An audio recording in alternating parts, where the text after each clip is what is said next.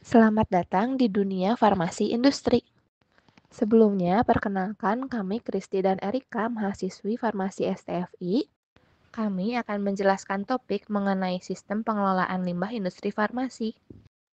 Industri farmasi berperan penting dalam menyediakan produk kesehatan, namun proses produksinya menghasilkan limbah padat, cair, dan gas yang berpotensi mencemari lingkungan serta membahayakan kesehatan jika tidak dikelola dengan baik. Apakah teman-teman tahu apa itu baku mutu lingkungan? Jadi, baku mutu lingkungan adalah batas kadar unsur atau pencemar yang masih dapat ditoleransi dalam lingkungan, digunakan untuk menilai apakah telah terjadi pencemaran atau kerusakan lingkungan.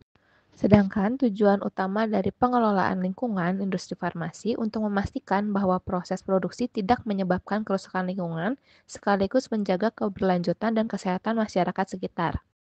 Tujuan tersebut meliputi mencegah pencemaran lingkungan dari limbah industri farmasi, mengurangi dampak negatif kegiatan industri terhadap kesehatan manusia dan ekosistem, memastikan kegiatan produksi sesuai dengan peraturan perundangan yang berlaku, mengoptimalkan pemanfaatan sumber daya dan mendorong efisiensi proses produksi, serta mewujudkan pembangunan industri yang berwawasan lingkungan. Jika tujuan yang telah disebutkan tadi sangatlah penting, maka dokumen apa saja yang berkaitan dengan hal tersebut? Ada 5 dokumen penting terkait AMDAL. Pertama, KAMDAL adalah dokumen yang memuat ruang lingkup dan kedalaman studi analisis dampak lingkungan atau ANDAL, hasil kesepakatan antara Prakarsa dan Komisi AMDAL yang menentukan batas kajian dan metodologi studi dampak penting suatu kegiatan. 2. ANDAL, analisis dampak lingkungan, merupakan telaah yang cermat dan mendalam terhadap dampak besar dan penting dari suatu kegiatan yang direncanakan, bertujuan memberikan dasar pertimbangan kelayakan lingkungan kegiatan tersebut. 3. RKL atau Rencana Pengelolaan Lingkungan adalah dokumen yang memuat upaya-upaya untuk mencegah, mengendalikan, dan menanggulangi dampak besar dan penting terhadap lingkungan akibat kegiatan yang direncanakan. 4. RPL atau Rencana Pemantauan Lingkungan berisi pemrograman pemantauan terhadap komponen lingkungan yang terdampak menggunakan indikator yang ditetapkan oleh peraturan perundang-undangan, misalnya baku mutu lingkungan. Dan yang terakhir, UKL atau UPL, Upaya Pengelolaan Lingkungan atau Upaya Pemantauan Lingkungan, dan SPPL, Surat Pernyataan Pengelolaan Lingkungan, merupakan dokumen yang digunakan untuk usaha atau kegiatan dengan dampak lingkungan yang lebih kecil atau bersifat sederhana, sebagai alternatif dari dokumen AMDAL yang lengkap. Tenang, jangan bingung. Ringkasnya, dokumen AMDAL terdiri dari KAMDAL sebagai kerangka kajian, ANDAL sebagai analisis dampak, RKL sebagai rencana pengelolaan dampak, dan RPL sebagai rencana pemantauan dampak. Sedangkan UKL, UPL, dan SPPL adalah dokumen pengelolaan lingkungan untuk kegiatan dengan dampak yang lebih kecil.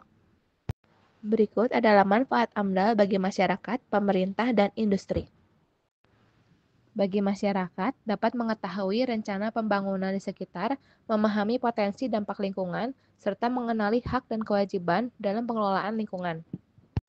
Bagi pemerintah, menggunakan informasi sebagai dasar pengambilan keputusan kelayakan lingkungan, bahan perencanaan pembangunan wilayah, serta upaya pencegahan kerusakan sumber daya alam dan pelestarian lingkungan.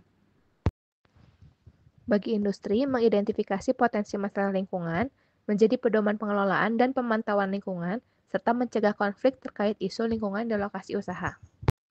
Limbah industri farmasi itu terdiri dari 4 macam limbah. Bagaimana pengolahannya dan apa saja macam-macamnya berikut akan saya jelaskan. Sumber limbah gas udara di industri farmasi meliputi debu proses produksi, uap lemari asam, uap pelarut saat coating, serta asap dari boiler dan genset. Penanggulangannya dilakukan dengan pemasangan sistem penyedot debu dan dust collector di area mesin, exhaust fan dan cerobong setinggi kurang lebih 6 meter dengan absorben pada lemari asam, dust collector sistem basah untuk proses coating, serta pengaliran asap boiler dan genset melalui cerobong pengeluaran. 2. Pengelolaan limbah padat industri farmasi berasal dari debu obat, obat rusak atau kadaluarsa, kemasan seperti alu foil dan botol, serta lumpur dari ipal. Limbah serbuk, obat rusak, dan lumpur dibakar di insinerator Sedangkan kemasan kertas, plastik, dan aluminium foil yang sudah dihancurkan dikumpulkan untuk didaur ulang.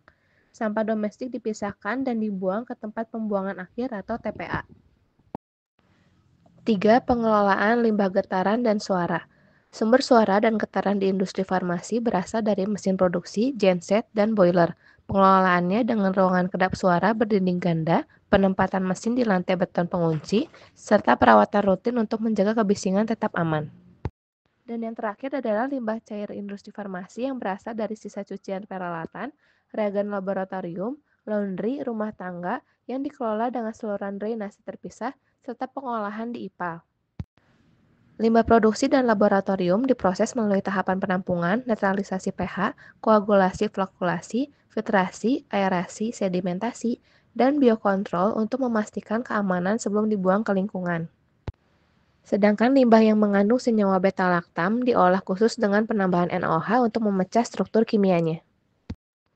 Berikut adalah daftar pustaka yang kami gunakan. Sekian yang dapat saya sampaikan mengenai sistem pengelolaan limbah industri farmasi. Saya Kristi undur diri, sampai jumpa di konten selanjutnya. Bye-bye.